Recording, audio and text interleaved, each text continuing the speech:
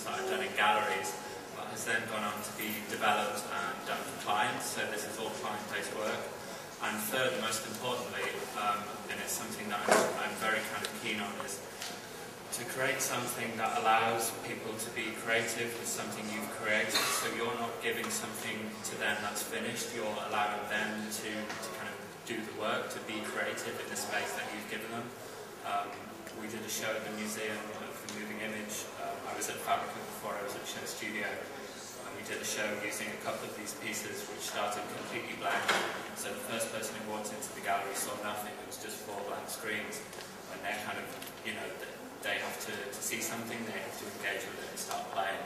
So over the time, I think it was on for a couple of months, you know, the show built up, and it's just built around people using it.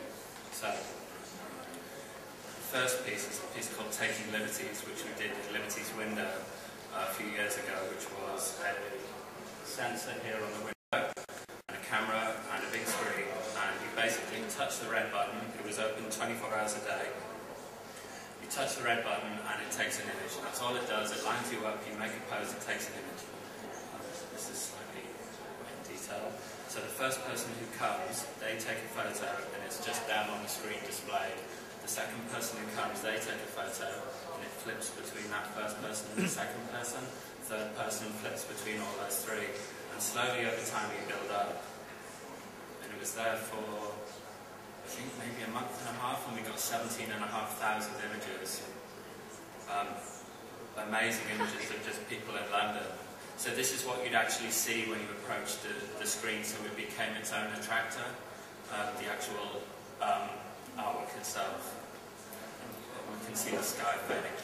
And one of the good things about this is people come to it and some people will just take an image, but then others realise that it's essentially just a stop motion machine. So we get people, and you'll see in a minute, that they kind of take one frame, then another, and they build up a whole animation. Or we get people, we found that people came back at the same time, exactly the same time every day, but in a different outfit. We kind of ran it as a fashion competition as well for the best. You can see here, she's really, you know, spent quite a considerable amount of time. There's a guy coming up as well who kind of zooms back and forward. I mean, it's about 25 minutes long, I think, this thing. And again, you can see all the images on SHOWstudio. I pop up every now and then to kind of poke it and make sure it's working. So again, very simple toy, but when you think about it, there's a lot you can do in it. Narrative. Someone did a fashion shoot and wrote it. Okay. I've got quite a lot to show you, so actually I'll quickly show you. This is a few that I've just pulled out to give you an idea. What's the price? That was the one you picked up? No, there's more. Using it to fight, people promoting themselves on it, it's a guy doing a fashion shoot in front of it. Ooh, that's quite good. Okay, so that's one. That's Taking Liberties. Okay, so then another project we did, and again this was from Sony to advertise their PlayStation Portable, the PSP. We did a project in 6 countries across Europe where we built a booth called the Amaze Me booth, and again inside was a camera, a couple of arcade buttons you can see here, PSP which they made us put in, and the idea was like it was a mini photo studio, so you kind of saw all the wires, you saw all the lights, and we invited 6 people from each country, so it was in Barcelona, Berlin, Paris, London for a time. We invited 6 creators from those cities to each issue a brief. So in London we had Terry Jones from ID, we had the late Isabella Below, we had Graham Fink, and they all issued briefs. So you had 30, the briefs were basically, you've got 30 seconds, come to the pod and do something to amaze me. Isabella Below asked for an outfit that you could wear in 2 different situations. Terry Jones asked for something, I don't know, just something visually interesting. Graham Fink Advertising wanted you to sell yourself in a way that was unique. These are a couple of shots from the various different locations. This was in Barcelona. We did it in art galleries, and in London it was at the Comme des Garçons shop in Dover Street. So this is a little reel of the kind of things we got. This is the best of London.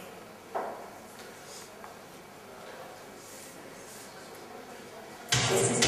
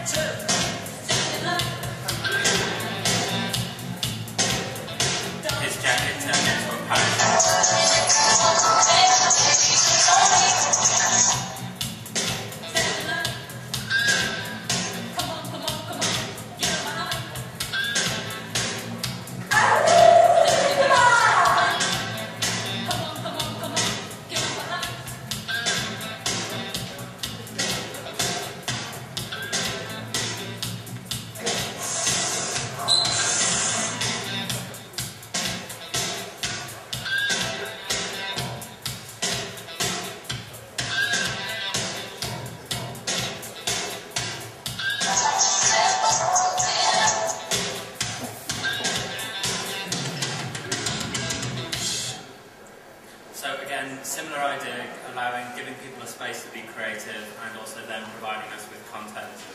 So moving on quite quickly. I'm just going to show you this. My favourite bit was the 80% of all artists are shit. This is a piece we did in Tokyo called Tokyo Style Clash. And the idea was that we invited people from Tokyo to get dressed in their best kit, come down and have their photograph taken by a proper fashion photographer in a store called Beams in Tokyo. And then I made a little online game that allowed you to rank these two people in a similar way to Am I Hot or Not, but you would get two people at once, and then you would click on the one you thought was the most stylish. And over a couple of weeks, that would obviously sort out. There's about 2,500 people came down, so that would obviously sort out who was the most stylish, and then they won the competition, won quite a lot of money actually. And we asked the various designers to come in and pick their best photos. So these are, I apologise for the smallness of the image, but these are a few of the people we got. And again, as soon as these were taken, they were straight on our website, and people could look at them, within seconds of them being taken. You have 3 minutes. Okay. Okay, and this is what I really want to talk about, which is a piece that's running at the moment on Newburgh Street, just behind Carnaby Street. And it's something we've done for Evian called the Replenishing Body. And this uses... So please go down and see it. This uses a piece that I made a number of years ago, which I call a video grid. Which again is very simple, just a grid, and it allows you to record 25 frames, so 1 second motion, and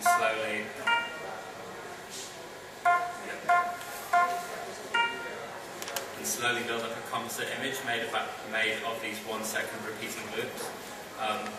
So as you can see, there's a lot of scope for being creative within that. So I'm going to quickly show you the space.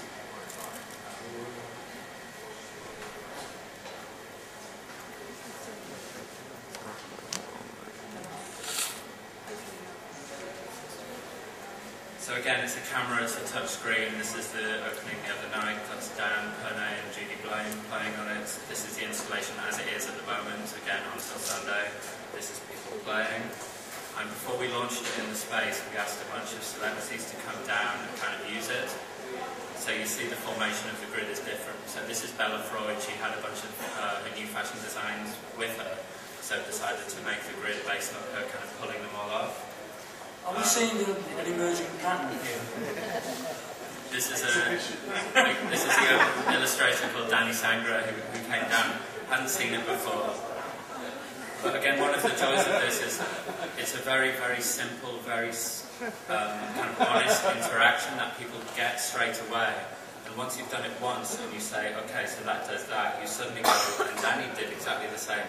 Right, I'm going to have my body like this, and then I'm going to draw this coming out of my head.